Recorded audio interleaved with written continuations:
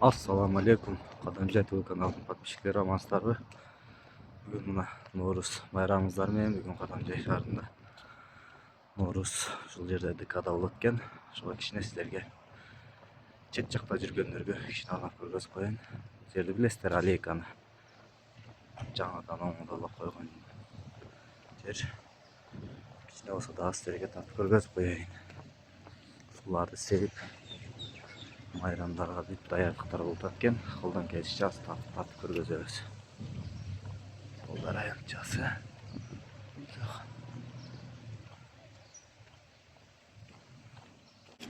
Чыкта мындай уже дегелерди алып чыгышыптыр.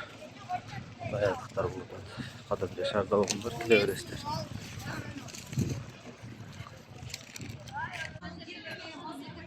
Жакта гүлдөр чаптыр.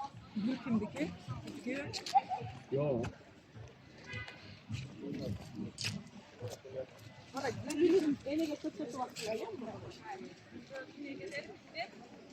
Koy oraya.